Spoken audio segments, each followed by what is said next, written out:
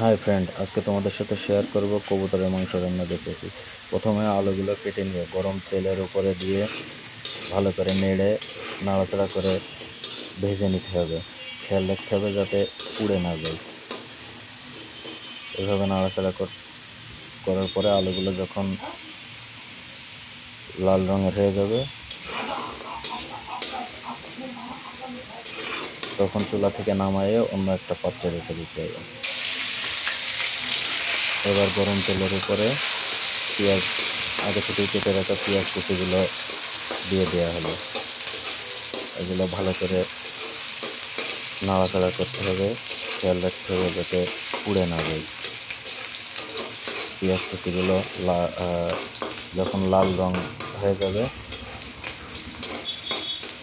তখন এর সাথে আগে থেকেই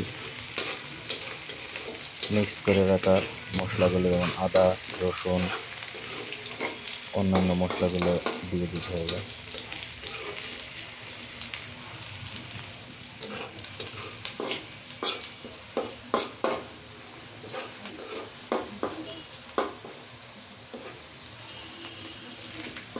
এখানে পেঁয়াজ কুচিগুলো আস্তে আস্তে লাল রং ধারণ করতে মানে ভাজা হয়ে গেছে।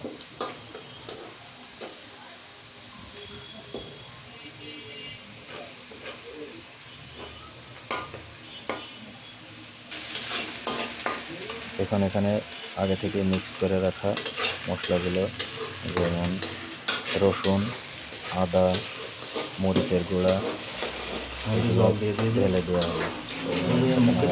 সুন্দর করে কষায় নেওয়া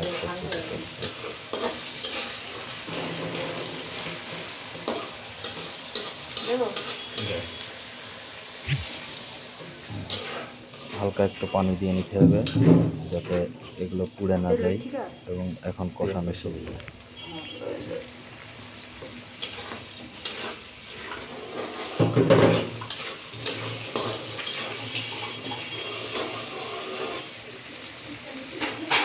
এখানে ভালো করে লবণ নেড়ে দেওয়া হলো যাতে মশলাগুলো কড়াইয়ের নিচে লেগে না যায়। লবণ দিয়ে দেওয়া হলো।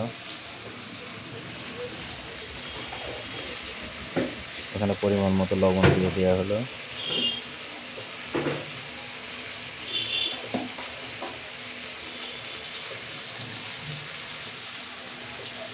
এখন পরিমাণ মতো হলুদের গুঁড়া দিয়ে দেওয়া হলো।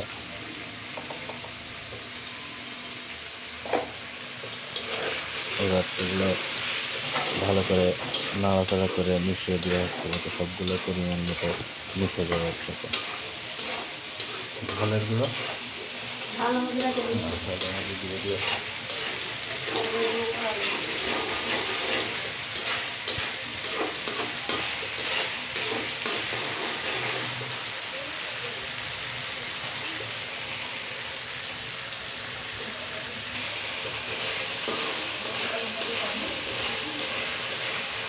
মশলাগুলো এখন ভালোভাবে মিক্স করে আস্তে আস্তে কালার চেঞ্জ হয়ে যাচ্ছে।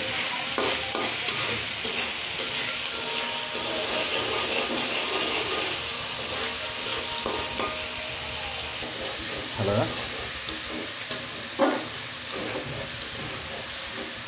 হ্যালো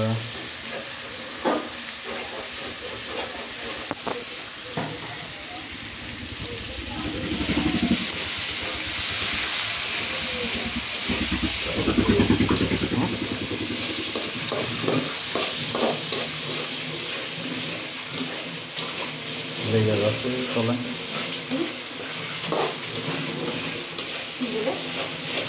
লেগে যাচ্ছে চলে কড়াইয়ের সাথে যাতে লেগে পুড়ে না যায়।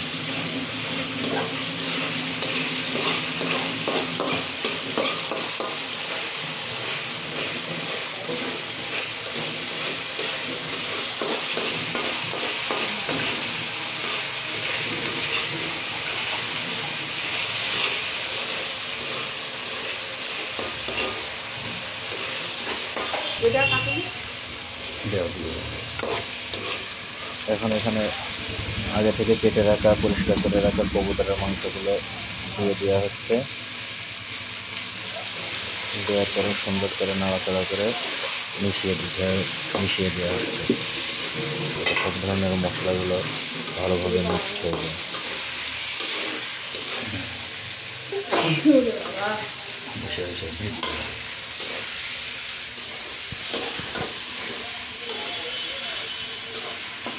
এখানে যে সুন্দরভাবে মশলাগুলো মাংসের সাথে মাংসের সাথে মিক্স করে দেওয়া হচ্ছে।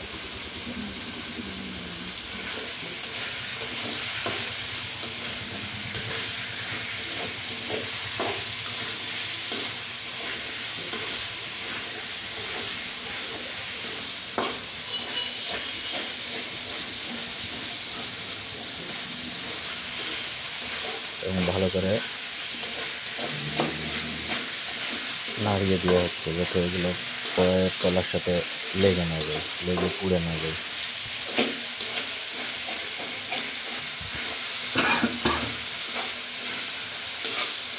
অনেক সুন্দরভাবে কষানোর পরে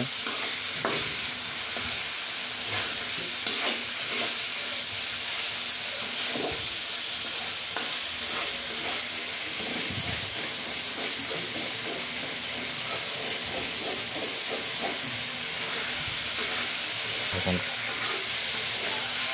হালকাভাবে এখানে কিছু পানি দিয়ে দেওয়া হবে যাতে এগুলো কড়াইয়ের সাথে না লেগে যায়।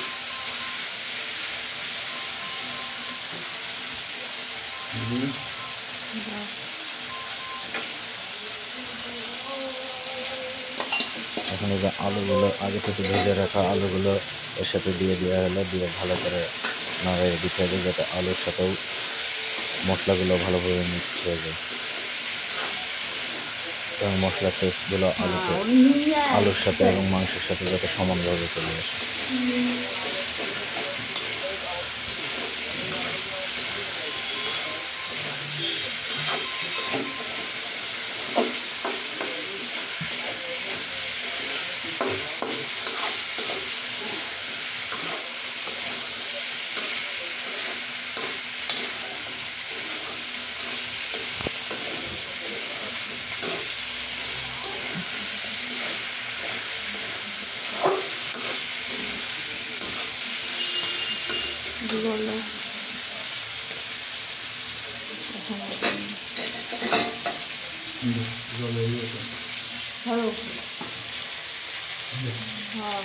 ময়লা করবে না বলতে দেখে দিয়ে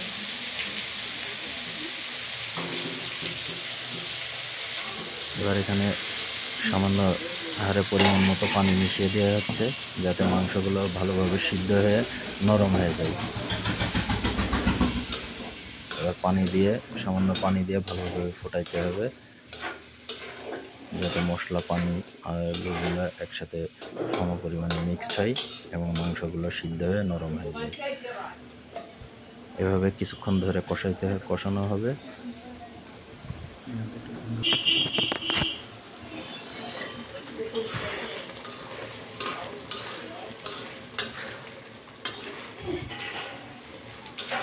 এভাবে কিছু সময় ধরে জ্বালাইতে হবে যতক্ষণ পর্যন্ত মাংসগুলো নরম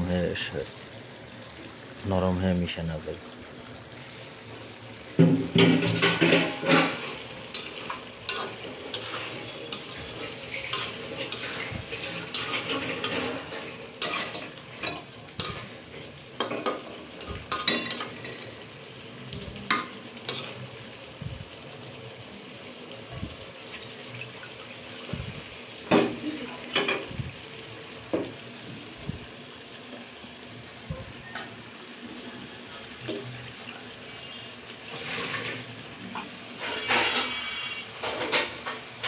এভাবে কিছু সময় ধরে জ্বালাতে থাকতে হবে যাতে মাংসগুলো নরম হয়ে যায় এবং মশলাগুলো সম পরিমাণে এর সাথে মিশে।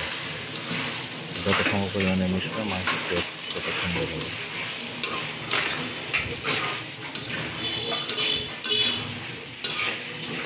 ভালো করে নাড়াচাড়া করতে হবে এবং খেয়াল রাখতে হবে যে কড়াইয়ের তলাতে যাতে লেগে না যায়। লেগে গেলে আবার সেখানে মাংসের কোনো টেস্টই থাকবে না,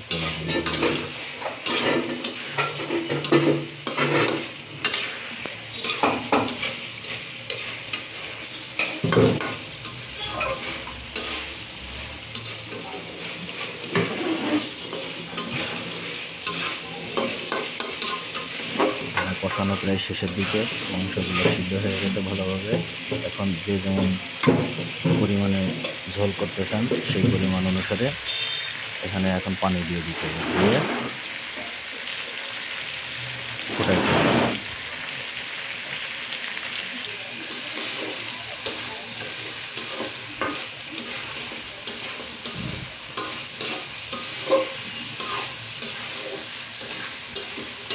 এখানে যে পরিমাণে আপনার প্রয়োজন সেই পরিমাণে অনুসারে পানি দিয়ে ঝোল করতে হবে। আমি এখানে ঝোল কম করব, যার কারণে পানির পরিমাণ কম দিব।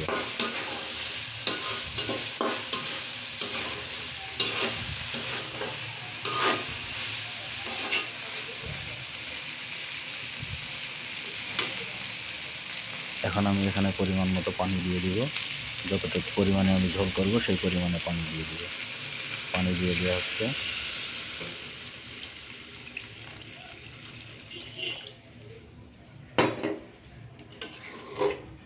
পানি দেওয়ার পরে এবার ভালোভাবে নাড়াচাড়া করে পানির সাথে মিশিয়ে দেওয়া হচ্ছে।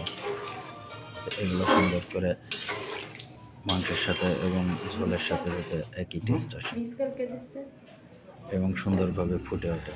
এখন কিছুক্ষণ ধরে জ্বালানো হবে। জ্বালানোর পরে পরিমাণ মতো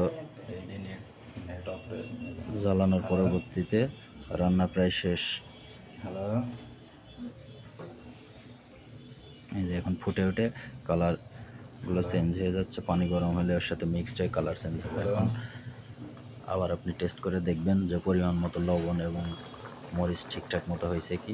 যদি প্রয়োজন হয় কম থাকে বা মরিচ বেশি খান, লবণ বেশি খান, সেক্ষেত্রে এখানে ফোটানোর পরে পরিমাণ মতো লবণ, মরিচের গুঁড়া এগুলো দিয়ে দিতে হবে।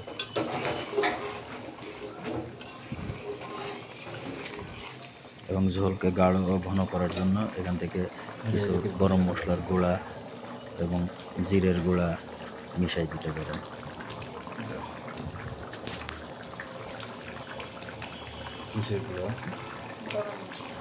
যেমন আমি এখানে ঝোল ঘন এবং গাঢ় করার জন্য কিছু গরম মশলার গুঁড়া এবং জিরের গুঁড়া মিক্স করে দিয়েছি, যাতে মাংসের টেস্টটা যাতে আরও সুন্দর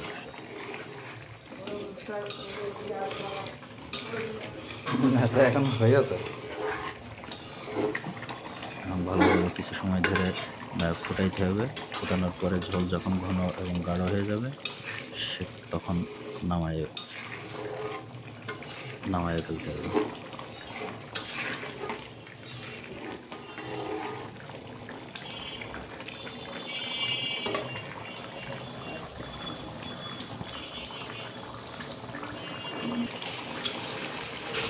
এখন দেখেন মাংসের ঝোলের সাথে এবং মাংসের কালারের সাথে একরকম হয়ে গেছে। এখন কিছুটা সময় ফোটানোর পরে রান্নার শেষের দিকে শেষ হয়ে যাবে। আপুর কি শান্তি, আপুর বউ রান্না করতেছে।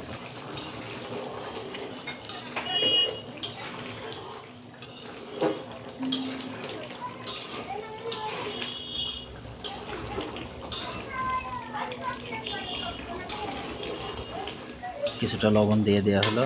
আগে লবণের পরিমাণ কম ছিল, যার কারণে টেস্ট করার পরে কিছুটা লবণ আবার দিয়ে দেওয়া হলো।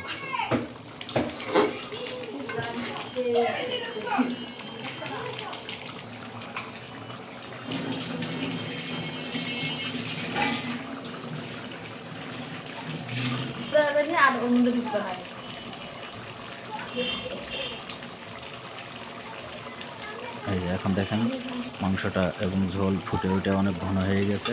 রান্না এখন শেষের দিকে। এখন 2-1 মিনিট জ্বালানোর পরে এটা নামায় ফেলা হবে। খাবারের উপযোগী হয়ে গেছে।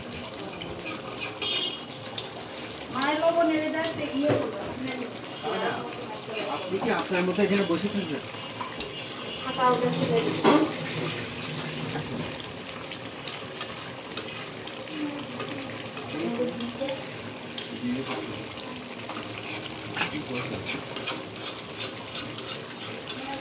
এখন রান্না প্রায় শেষের দিকে।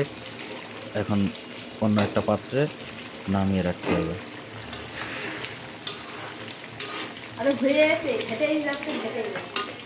আলু একটা সব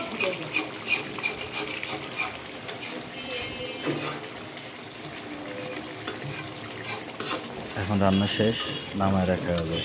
কেমন লাগলো আপনারা দেখেই কেমন লাগলো জানাবেন কমেন্ট করে, কারণ এখন আপনারা কাছে নাই, যার কারণে